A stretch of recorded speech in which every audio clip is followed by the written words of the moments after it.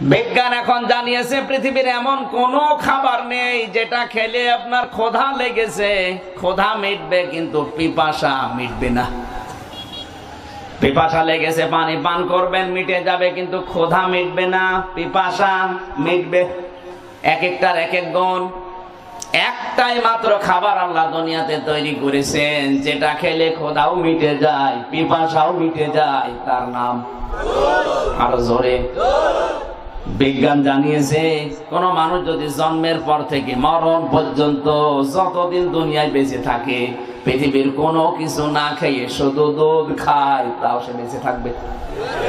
এমনকি জন্মের পরে যে সন্তান যত বেশি মায়ের দুধ খেতে পারে সে তত বেশি রোগমুক্ত থাকে, মোটা তাজা হয়। জন্মের পরে দুধ মনে হয় মায়ের বুকের আমি একটু কম পেয়েছিলাম, এর জন্য আমি হ্যাংলা, ভাই মনে হয় বেশি পেয়েছি নাকি? দুঃখজনক হলেও সত্য, বাংলা বিশেষ করে বাংলার মায়েরা এখন নিজের ফিগার নষ্ট হয়ে যাবে, নিজের বডি খারাপ হয়ে যাবে, সৌন্দর্য হারিয়ে যাবে, এই জন্য সন্তানকে আর দুধ দিতে চায় না। স্বামীকে বলে ডানো আনো,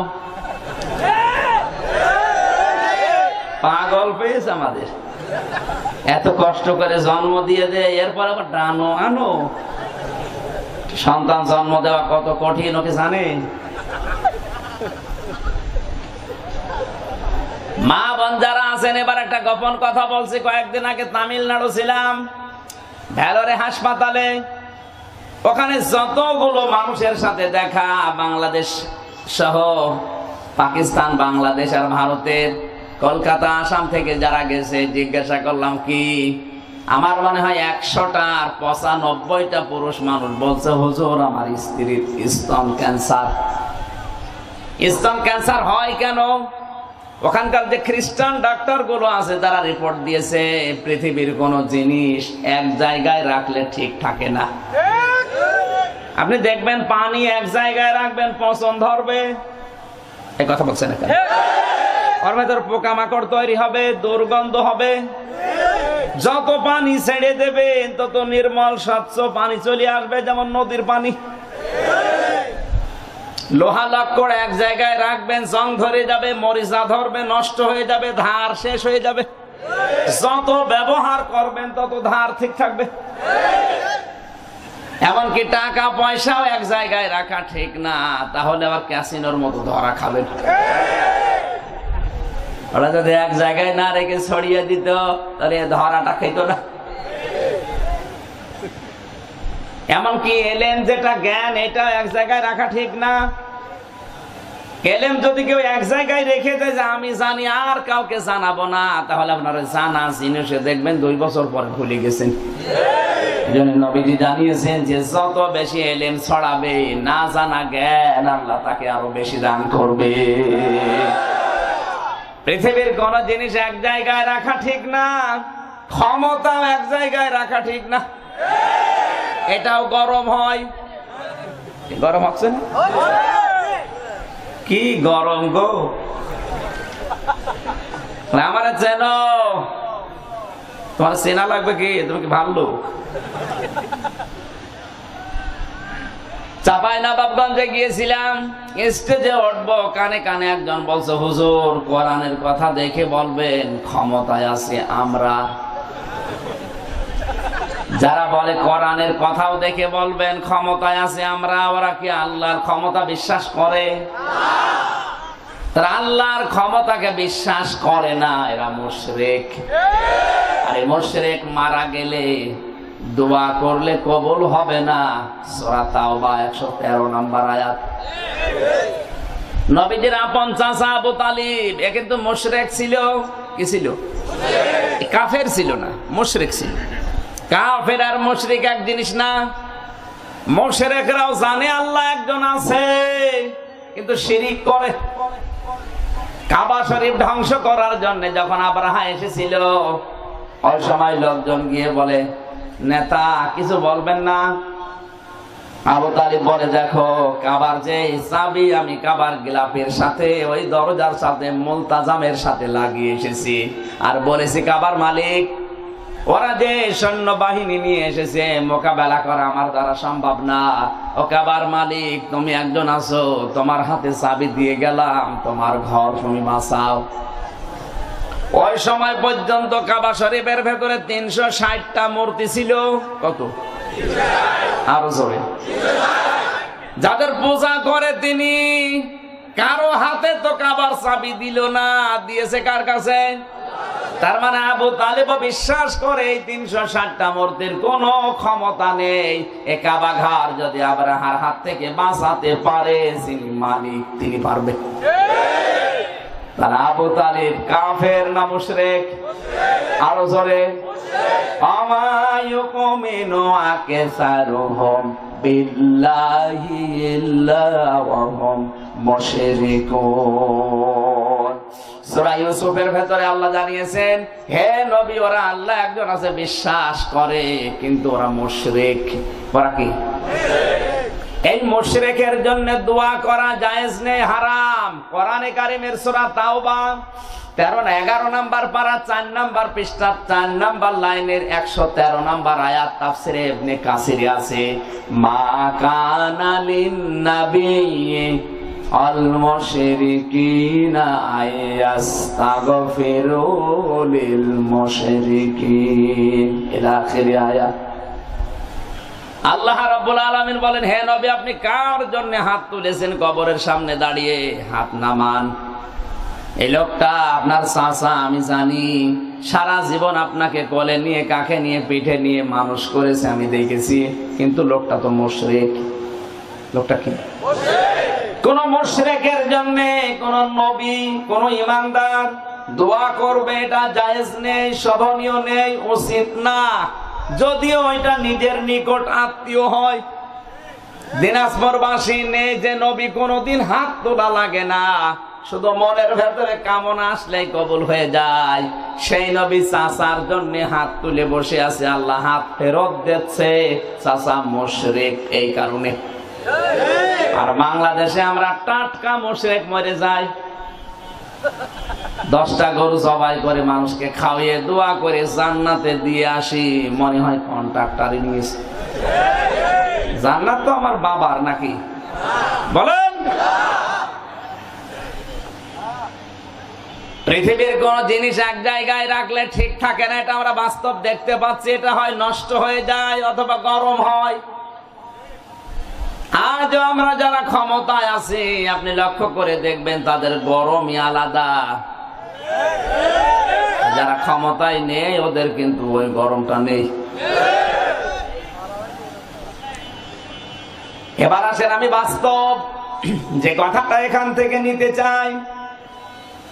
তামিলনাড়ুতে ওই খ্রিস্টান ডাক্তারেরা যতগুলো রিপোর্ট আমি পেয়েছি কম্পিউটার থেকে, আমি যতগুলো নিয়েছি, এই খ্রিস্টান ডাক্তাররা বলেছে স্তন ক্যান্সার হওয়ার পেছনে কারণ হচ্ছে মেয়েরা স্তনের এই দুধগুলো সন্তানকে না দিয়ে আটক করে রাখে। আল্লাহ তো আটক করে রাখার জন্য মায়ের স্তনে দুধ দেয়নি, এটা দিয়েছে সন্তানের খাবার হিসাবে।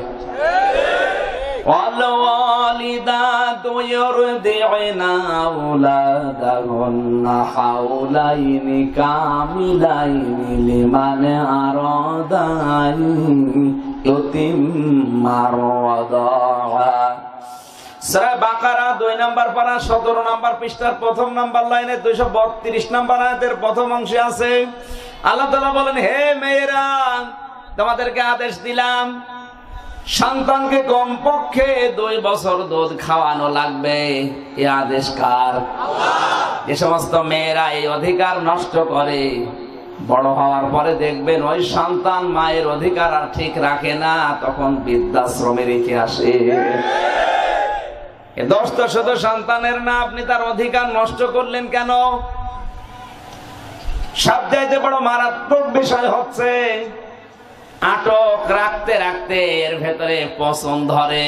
এই সেরা উপসেরা যেখান থেকে দুধগুলো আল্লাহ নিয়ে আসবেন, এই স্তনের বোটার ভেতরে কমপক্ষে 32টা ছিদ্র আল্লাহ দিয়েছেন। এই ছোট মানুষটা যখন 1 বছর 1.5 বছর বয়সে, ওর কণ্ঠ নালী ছোট, যদি 32টা ছিদ্র না দিয়ে একটা ছিদ্র দিত, উনি যদি জোরে চোষা মারতো, একবারে মায়ের স্তনের দুধগুলো এসে ওনার কচি কণ্ঠ আটকিয়েছে তো, ও মারা যেত। আমার আল্লাহ যেহেতু রব, এই নাম তো আমার আল্লাহ এমনি নেয়নি। এই রব নামটা কায়েম করার জন্য বাস্তব জীবনে, প্র্যাকটিক্যাল লাইফে আপনাকে দেখাবে। এই জন্য মায়ের স্তরের ওই ছোট্ট বোটার ভেতরে 32টা সূক্ষ্ম সূক্ষ্ম ছিদ্র দিয়েছে। আস্তে আস্তে ছিদ্রগুলো দিয়ে দুধ এসে জমা হয়।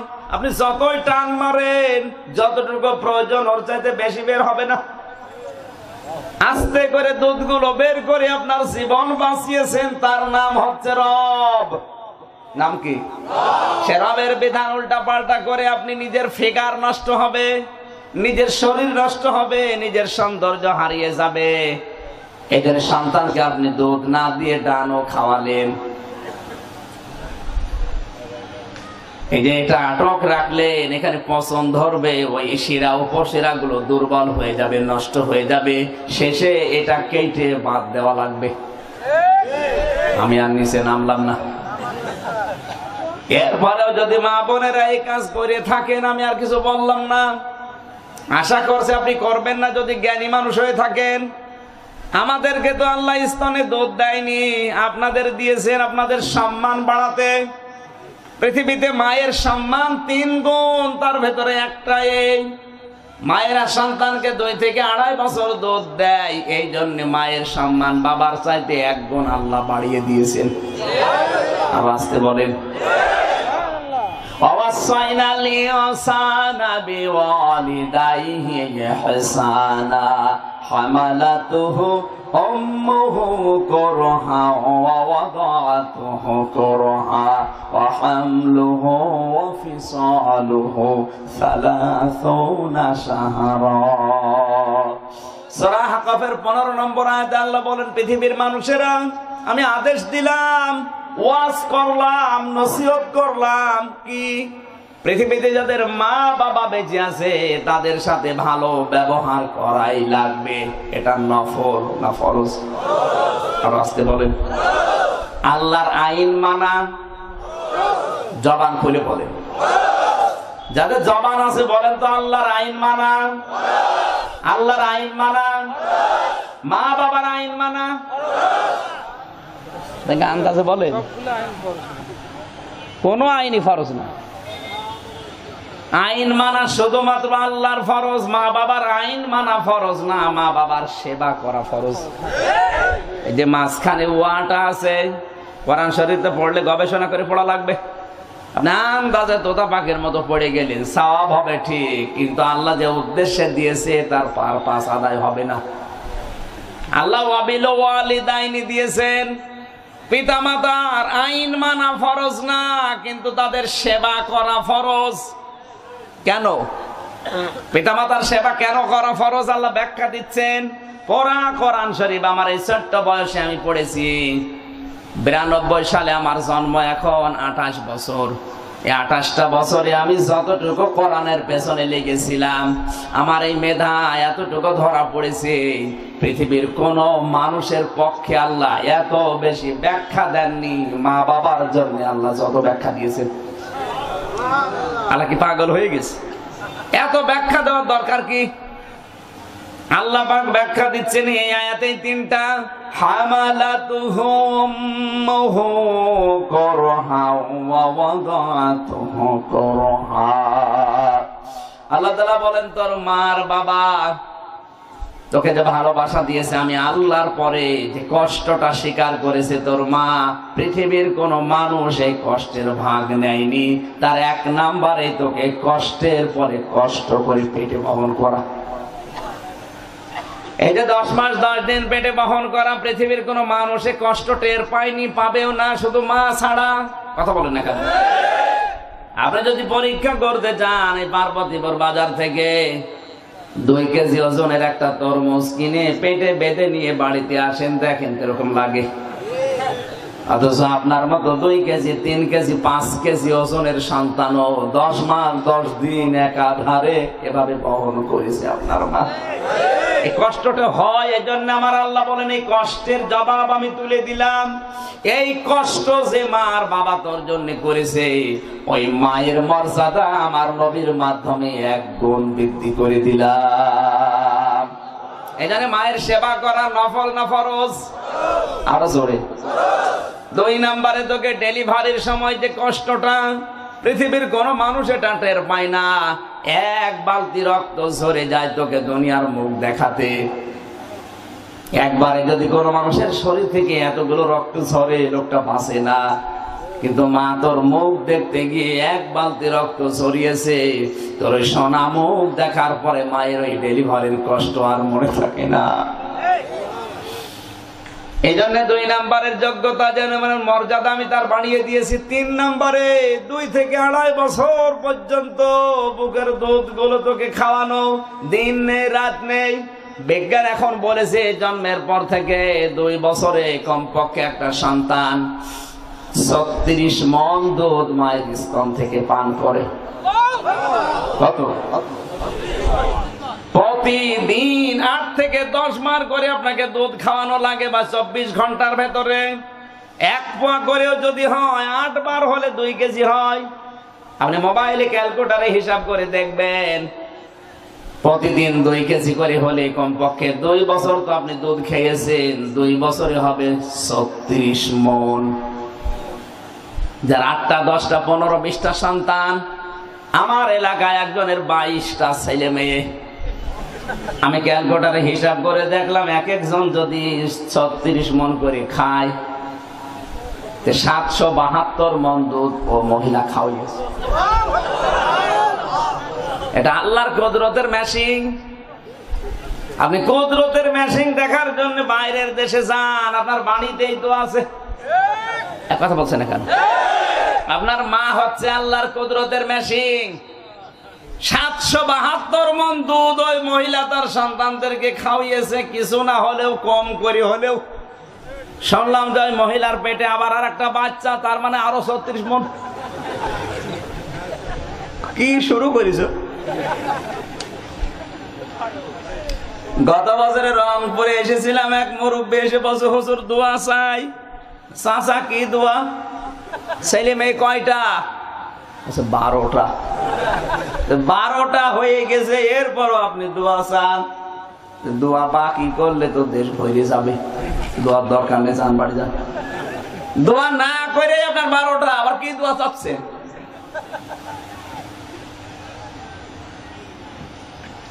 আমার আল্লাহ মায়ের সম্মান 3 নম্বরে বাড়িয়ে দিয়েছেন নবীর মাধ্যমে। শুধু এই দুধ পান করানো, দিন নেই রাত নেই। রাত 2টা বাজে হঠাৎ করে আপনি কান্নাকাটি করেন, আপনার বাবা মরণের ঘুম ঘুমায়, কিন্তু মায়ের ঘুম নেই। ওই অবস্থায় সারাদিনের পরিশ্রান্ত শরীর, তারপরও দুধ দেওয়া লাগে।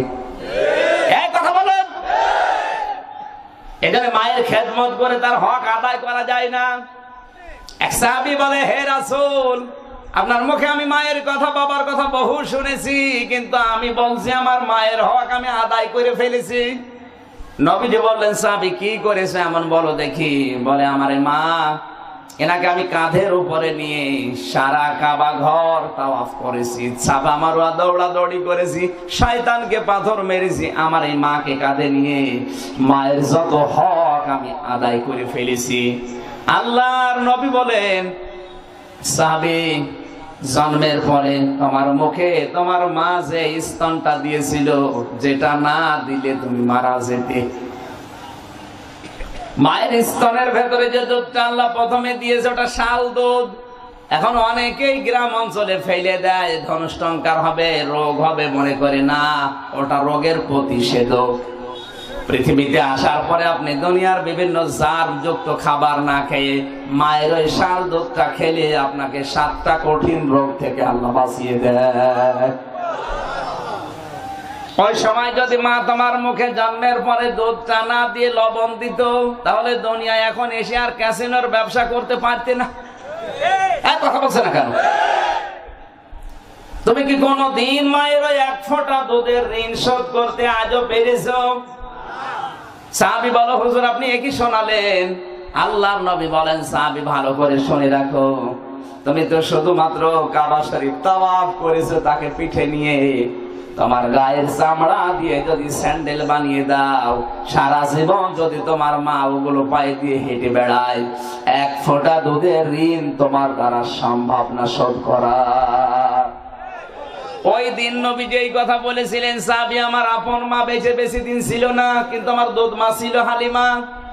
তিনি আমাকে পেটে নেয়নি, ডেলিভারির কষ্ট সহ্যও করেনি, শুধু দুধ খাওয়িয়েছিল। এতটুকু করার কারণে আমার তো মনে হয় আমার মা হালিমার, দুধ মা হালিমার হক আমি আদায় করতে পারিনি। বিশ্বনবী উরওয়া নামক জায়গায় যুদ্ধের যে মালামাল গনিমতের মাল তিনি বিভিন্ন সাহাবীদেরকে দিচ্ছেন, হঠাৎ করে বাইরে থেকে এক অন্ধ মহিলা ডাক দিচ্ছে, ইয়া মুহাম্মদ সাল্লাল্লাহু আলাইহি সাল্লাম। সাহাবীরা ডাক দিয়ে বলে, হুজুর একজন মহিলা বুড়ি অন্ধ আপনার নাম ধরে ডাকে, এত বড় সাহস, আপনাকে আল্লাহ ইয়া মুহাম্মদ বলে ডাকে নাই, অথচ ওই মহিলা ডাকে কে? নবীজি বললেন নিয়ে আসো। কাছে এসে দেখে তার দুধমা হালিমা। সঙ্গে সঙ্গে গোশত বন্টন করা বন্ধ করে দিলেন। দাঁড়িয়ে গেলেন নবীজি, নিজের মাথা থেকে পাগড়িটা খুলে বিছিয়ে দিয়ে বললেন, মা বসেন। কানে কানে অনেকগুলো কথা বললেন যে আপনি অন্ধ হলেন কি করে। সব কথা শোনার পরে যাবার সময় যতগুলো সম্পদ ছিল তার আয়ত্তে টোপলা বেঁধে দিলেন। বললেন চলেন আপনাকে আমি এগিয়ে দিয়ে আসি। যতদূর পর্যন্ত দেখা যায় আল্লাহর নবী, বিশ্ব নবী, দো জাহানের বাদশাহ, তিনি নিজে মাথায় টোপলাটা নিয়ে এগিয়ে দিচ্ছে। সাহাবীরা বলে, হুজুরে বুড়ি মহিলাকে এত মর্যাদা যান, আপনার চাদরে বসে পাথার পাগড়ির উপরে বসতে পারে। নবীজি বললেন, সাহাবীরা তোমরা চিনতে পারো না এই মহিলাকে। পৃথিবীতে আসার পরে আমার মায়ের আদর সিনেমা আমি তেমন পাইনি। যে মহিলার কোলে কাকে উঠে দুধ খেয়ে আমি দুনিয়ায় বড় হয়েছি, ইনি আমার সেই দুধ মা হালিমাতুস সাদিয়া। হক তো আদায় করতে পারলাম না, যতটুকু করেছি হক আদায় হয়নি। আমি মুহাম্মদের চামড়া দিয়ে যদি আমি স্যান্ডেল বানিয়ে দেই আর আমার দুধ মা যদি হেঁটে বেড়ায় সারা জীবন, তাও এক ফোঁটা দুধের ঋণ শোধ করা সম্ভব না। এ বলছে বিশ্বকবি নিজে, আর আপনি কোথায়? বাংলার মুসলমানেরা 6 বছর বয়স একটা ছেলে মায়ের কাছে চিরকুট লিখেছে, মা আমি তোমার কাছে 50টা টাকা পাবো, টাকাগুলো আমারে দাও। আমার ভাউচারের ভেতরে প্রথম নাম্বার ভাউচার লিখেছে, তুমি যে আমাকে ওই যে মশারি টাঙাতে বলো রাতের বেলায়, তোমার কথা মতো মশারি টাঙিয়ে দেই, এই জন্য তুমি আমারে 10 টাকা করে মাসে দিবে। ফল গাছের চারায় পানি দেয় বিকাল বেলা তোমার কথা মতো, এর জন্য আরো 10 টাকা। আর ওই যে তোমার ছোট্ট ছেলেটা আছে, ওইটাকে কোলে করে আমি বিকাল বেলা ঘুরে বেড়াই, এই জন্য 30 টাকা। আমি বেশি চাইনি, মাত্র এই 50টা টাকা পাই, আমি ভাউচার লিখেছি, টাকাগুলো আমারে দাও। মা বলে, বাবা তোর ভাউচার আমার হাতে দে, আমারও ভাউচার আছে। ছোট মানুষ তো বোঝে না, বলে মা তোমার কিসের ভাউচার?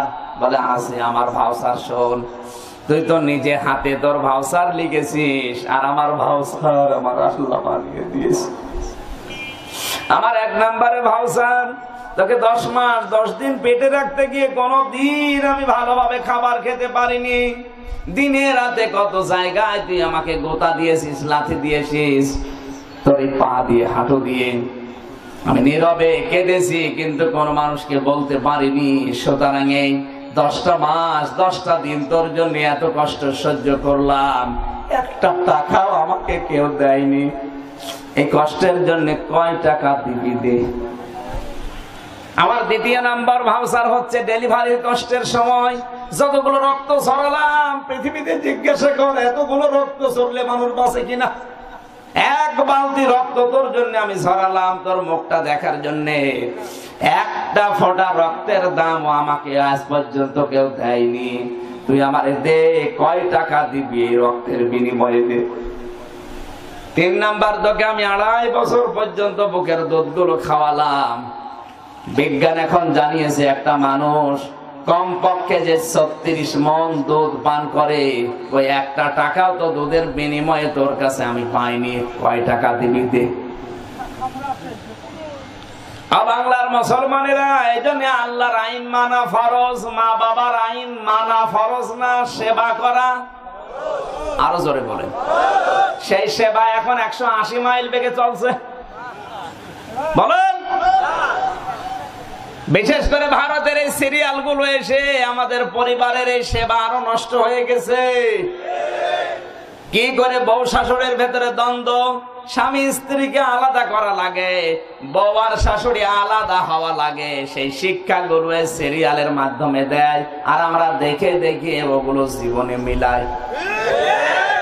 কোরআনে কারিমে সূরা মায়েদার 51 নম্বর আয়াতে আল্লাহ এই তথ্যটা দিয়েছেন, ইয়া আইয়ুহাল্লাযীনা আমানু লা তাত্তাখিযুল ইয়াহুদা ওয়ান নাসারা আউলিয়া।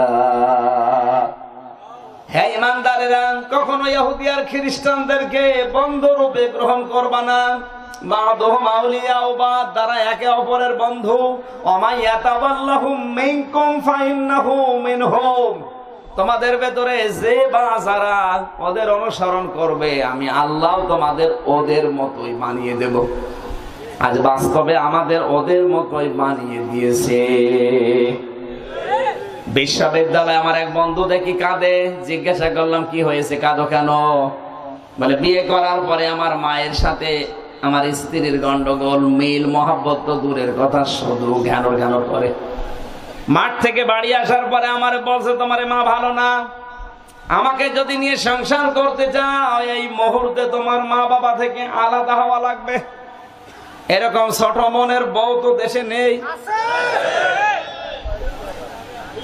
মা বাবা থেকে সন্তানকে বারবার আলাদা হওয়ার জন্য ফুসলায়, এরকম বউ আছে কার? আমি দেখবো, হাত তোলেন তো।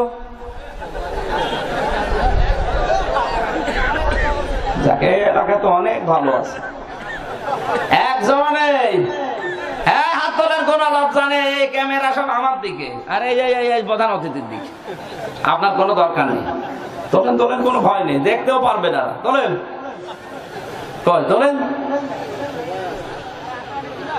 এই এলাকার মানুষকে বউ ভয় করে বেশি।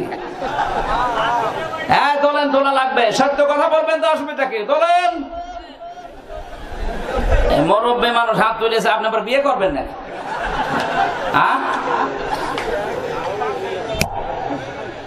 আমি হাসির খোরাকে দেয়নি, এটা কিন্তু অনেক জায়গায় চলছে, যদিও এলাকায় শুরু হয়নি। সারা দিন সারা রাত শুধু জ্ঞানর জ্ঞানর, এই চিন্তায় যে মা বাবা আলাদা করে দাও, এই সংসার চালানো কষ্ট। একটা বারের জন্য চিন্তা করে না যে স্বামীটা আমি পেলাম, এর পেছনে শ্রম দিল কে? আমি তো এর পেয়েছি 25 বছর 30 বছর বয়সে, অথচ এই বয়স পর্যন্ত একে মানুষ করেছে যে তাদের কোনো গুরুত্ব এখন নেই। আমিও তো মারা গেলে আমার অবস্থাও তো এরকমই করবে আমার সন্তানেরা।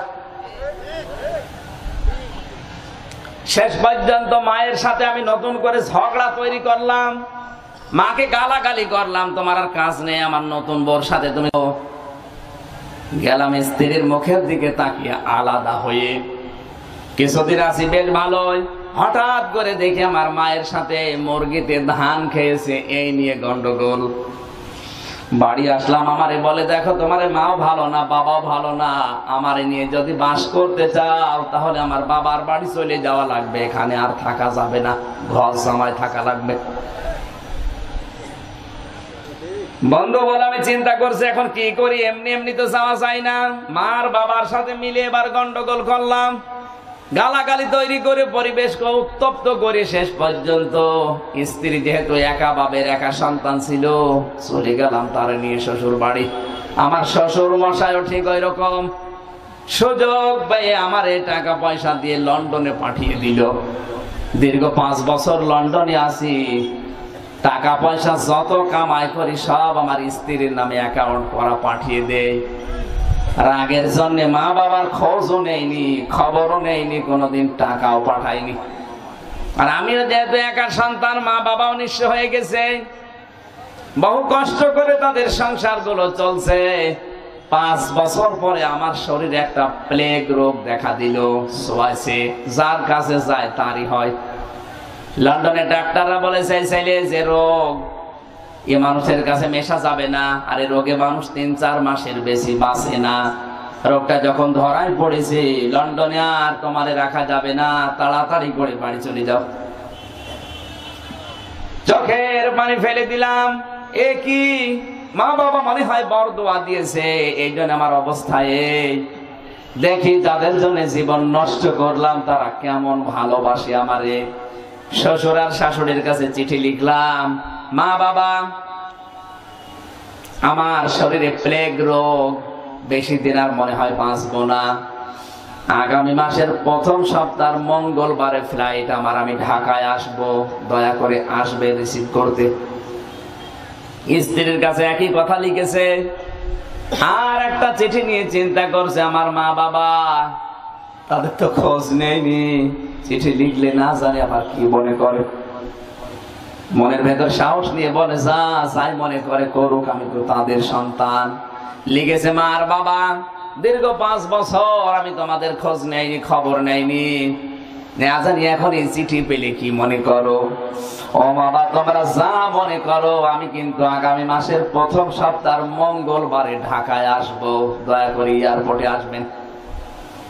চিঠি লিখে চিন্তা করছে দেখি জবাব আসে কিনা। হঠাৎ জবাব দিয়েছে, শ্বশুর আর শাশুড়ি, জামাই বাবা, চলে যখন আসতেছ, বহু টাকা খরচ করে তোমারে পাঠিয়েছি, সুতরাং আমার জন্য কিছু শার্ট আর প্যান্টের পিস, আর তোমার শাশুড়ির জন্য লাল লাল চাদর নিয়ে এসো। স্ত্রী জবাব দিচ্ছে, স্বামী আমার, বান্ধবীদের স্বামীরা আসার সময় এই এই জিনিস নিয়ে আসে, তোমার আমি লিস্ট করে দিলাম, তুমি আসার সময় এইগুলো নিয়ে আসবা। চিঠি পড়ে আর হাউমাউ করে কাঁদে, আল্লাহ, একটা বারের জন্য এরা জিজ্ঞাসা করে না যে আমার শরীর কেমন আছে, শুধু জিনিস চাই। আমার মা বাবা তো চিঠির উত্তর দিল না, মনে হয় ওরা মাফ করে নাই। হঠাৎ 8-10 দিন পরে কে যেন চিঠি পাঠিয়েছে, বাইরে যেয়ে দেখে পিয়নের হাতে চিঠি, ওপরে লেখা আছে মার বাবার। চিন্তা করছে, মা বাবা যখন চিঠি পাঠিয়েছে, ওরাও মনে হয় এরকম কিছু চাইতে পারে, আমি চিঠি খুলবো না। পেট্রোল নিয়ে এসেছে, কেরোসিন তেল নিয়ে এসেছে, একটা ম্যাচ নিয়ে এসেছে। চিঠি খোলার পরে যদি দেখি এর ভেতরে কোনো জিনিস চাওয়া আছে, তাহলে নিজের শরীরে কেরোসিন ঢেলে ম্যাচ দিয়ে আগুন লাগাবো, আত্মহত্যা করব, আর লিখে রাখবো দুনিয়ায় ভালোবাসা বলে কিচ্ছু নেই, সব ভুয়া। চিঠি খোলার পরে প্রথম লাইনে মার বাবা দুইজন মিলে লিখেছে, প্রাণের সন্তান, দীর্ঘ 10 বছর তোকে দেখি নাই, দীর্ঘ 5টা বছর তোকে দেখি নাই, কোনদিন আমাদের কাছে খবরও নাও নাই, চিঠিও দাও নাই, খোঁজও নাও না, টাকা পয়সা তো দূরের কথা, কিন্তু এই 5 বছরে 5 সেকেন্ডেও তোমাকে আমরা ভুলে থাকতে পারি। দ্বিতীয় লাইনে লিখেছে, প্রাণের সন্তান, শুনলাম তুমি আগামী মাসের প্রথম সপ্তাহ মঙ্গলবারে চলে আসবে দেশে। বিমানে যখন উঠবে তখন গরিব দুঃখীকে কিছু পয়সা দান করবে, কারণ কত প্লেন এড়ে যায়, কত প্লেন অ্যাক্সিডেন্ট হয়, তুমি জানো যেন সহি সালামতে আসতে পারো। এই জন্য বাড়িতে 2টা খাসি ছাগল ছিল, 2টা আল্লাহর জন্য সাদকা করে দিয়েছি। আজকের থেকে যতদিন তুমি না আসো, 2 রাকাত করে নামাজ আর 1টা করে রোজা আমরা মার বাবা মিলে মান্নত করলাম তোমার সানের হেফাজতের জন্য। চোখের পানি ছেড়ে দিয়ে হাওমাও করে কাঁদে, আল্লাহ আমি কি করেছি, যাদের জন্য জীবন নষ্ট করলাম ওরা শুধু জিনিস চায়, আর এদের কোনো খোঁজও নেয়নি, এরা আমার জানের হেফাজতের জন্য খাসি সাদকা করে, নামাজ রোজা মান্নত করে, গরিব দুঃখীকে পয়সা দিতে বলে। আল্লাহ তোমার নামে এখন এই মুহূর্তে আমি তওবা করছি, দুনিয়ায় কারোর জন্য যদি কিছু নাও নেই, অন্তত এই মা বাবার জন্য আমি জিনিস নিতে ভুল করবো না।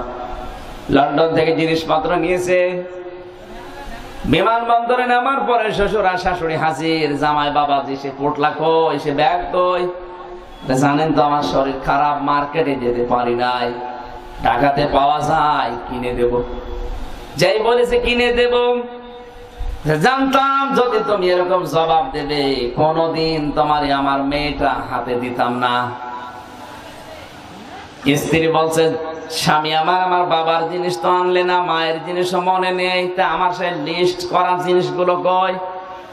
ধমক দিয়ে বলে, শুধু জিনিস জিনিস করো, একটা বারের জন্য তো জিজ্ঞাসা করো না যে আমার শরীরটা কেমন আছে। বলে পরে, আগে জিনিস দাও। যেই বলেছে পরে, টাকা পয়সা আমার কাছে আছে, আমার মার্কেটে যেতে সম্ভব হয়নি, আমার শরীর খারাপ, টাকা আছে পকেটে, ঢাকায় পাওয়া যায়, কিনে দেব। মেয়েটা রাগ করে বলে, স্বামী তোমার মতো স্বামীর আমার আর দরকার নেই, এয়ারপোর্টে আমি তোমারে ডিভোর্স দিয়ে চলে গেলাম। যাবে, কারণ তো বাঁচবে না। এক কথা বলে না কেন? মাথা নিচু করে চোখের পানিগুলো ফেলে দিয়ে চিন্তা করছে, আল্লাহ মা বাবা তো আসলো না, কই দেখি না তো তাদের। হঠাৎ পেছন দিক থেকে কে যেন ডাক দিয়েছে, আয় রে বাবা, আয় আমাদের বুকে আয়। দীর্ঘ 5 বছর তোকে দেখি নাই, এক নজর দেখার পরে মনে হচ্ছে আকাশের চাঁদ আমরা হাতে পেয়েছি। ছেলেটা মাকে পরীক্ষা করার জন্য পায়ে হাত দিয়ে সালাম করতে গেছে, ডাক দিয়ে বলে, মা আমি কিন্তু লন্ডন থেকে তোমাদের জন্য কিচ্ছু আনতে পারি নাই। মা থাপ্পড় উঁচু করে বলে, বাবা জিনিসের কথা বলবি না, তুই জাদু যেই 5 বছর পরে ফিরে এসেছি, সেইটাই আমাদের জীবনের বড় জিনিস। যেই পায়ে হাত দিয়ে সালাম করবে, মা ডাক দিয়ে বলে, বাবারে তোর শরীরে মারাত্মক কোনো অসুখ, শরীরকে খারাপ অবস্থা নাকি? ছেলেটা বলে, মা তুমি তো শিক্ষিতা না, তুমি তো চিকিৎসক না, গ্রাম্য মেয়ে মানুষ, কিভাবে বুঝলে? আর আমি তোমার কাছে চিঠি লেখার সময় তো শরীর খারাপ আমি লিখি নাই, যাদের কাছে লিখেছিলাম ওরা জিনিস চাই, তুমি কিভাবে বুঝলে? মা বলে, সন্তান আমি 10 মাস 10 দিন তোকে পেটে বহন করেছিলাম, ডেলিভারির কষ্ট সহ্য করে 2.5 বছর পর্যন্ত দুধগুলো তোরে খাওয়ালাম, 18-20 বছর পর্যন্ত তোর শ্রম দিলাম, জল দিয়ে তোরে মানুষ করলাম, 25 বছর পর্যন্ত। আমি মাকে বসবো না তোর শরীর ভালো না খারাপ, সত্যি করে বলতো কি হয়েছে? ছেলে মায়ের পা জড়িয়ে বলে, আম্মা আমি আর কিছু লুকাবো না, আমি আর কিছু গোপন করব না, আমার শরীরে এমন একটা মারাত্মক রোগ, প্লেগ রোগ, যেটা ছোঁয়াচে, যার কাছে যায় তারই হয়। ও মা তুমি আমারে মাফ করে দিও। বন্ধু বলে, দেখো সঙ্গে সঙ্গে দেখি আমার মার বাবা এয়ারপোর্টের ময়দানে সেজদায় পড়ে গেল, চিৎকার করে কেঁদে বলে, রব্বুল আলামিন তুমি আমাদেরকে তুলে নাও, আমাদের হায়াত আমাদের এই ছেলেকে দিয়ে দিলাম, অন্তত ওকে আরো কিছুদিন বাঁচিয়ে রাখো, আমাদেরকে মেরে ফেলো। নবীজি জানিয়েছেন, কোন মার বাবা যদি মন থেকে কিছু বলে, ওটা সঙ্গে সঙ্গে আরশে পৌঁছিয়ে যায়। মার বাবার দোয়া কবুল করে ওই মুহূর্তে আমার আল্লাহ ওই ছেলেটাকে কুদরতের দাওয়া পান করিয়ে চিরদিনের জন্য সুস্থ বানিয়ে দিয়েছে। এই হচ্ছে মা বাবা, আর এগুলো দুনিয়ার মানুষ। পৃথিবীতে কেউ আপনাকে নিঃস্বার্থ ভাবে ভালোবাসা দিতে পারবে না। আমার কথা বোঝা যাচ্ছে? আমি নিয়ে এসেছিলাম ওই জায়গা থেকে মায়ের হক আদায় করা। আমরা তো অনেকে চেষ্টায় আছি, কিন্তু হক আদায় না করার পেছনে কারণ শুধুমাত্র সন্তান না, এ মায়েরও বাবারও দোষ আছে। ওনাদেরকে আদেশ আল্লাহ যেগুলো দিয়েছে ওগুলো পালন করে না। মায়ের প্রতি এজন্য সম্মান মর্যাদাও আমাদের বাড়ে না। যারা বসে আছেন মহিলা প্যান্ডেলে আহ্বান জানাচ্ছি, নিজের শরীর নিজের ফিগার নষ্ট হয়ে যাবে, এদিকে তাকিয়ে সন্তানের হক আপনি নষ্ট করবেন না। কারণ দানও যে জিনিস দিয়ে বানায়, পশুর দুধ দিয়ে, ওটা দিয়ে বানাবে, সন্তানকে খাওয়াবেন, ওর চরিত্র হবে এরশাদ শিকদারের মতো, ঐশীর মতো। এক কথা বলেন। দুধের প্রশংসায় ছিলাম, কিন্তু আমি আপনার মনে আছে কিনা জানি না, দুধ ভালো জিনিস না খারাপ জিনিস? আরো জোরে। এই দুধ যদি কেউ আমাশার রোগীকে দেয়, রাস্তা হবে পায়খানার সাথে। কথা বলছেন না কেন? এমনকি খেতা কম্বল নিয়ে পায়খানায় ঘুমানো লাগতে পারে। দুধ তো ভালো, সবার জন্য ভালো না। কোরআন শরীফও ভালো, সবার জন্য ভালো না। এই কোরআনের ময়দানে এসে আজকে যদি আপনি কিছু নিতে চান, আপনাকে আবু বকরের মতো মন নিয়ে বসা লাগবে। আবু সেহেলের মতো মন নিয়ে বসলে আপনার ঈমান বাড়বে না, আপনার শয়তানি বাড়বে। আজকের আলোচনার বিষয় হচ্ছে আল্লাহ আছে কাদের সাথে।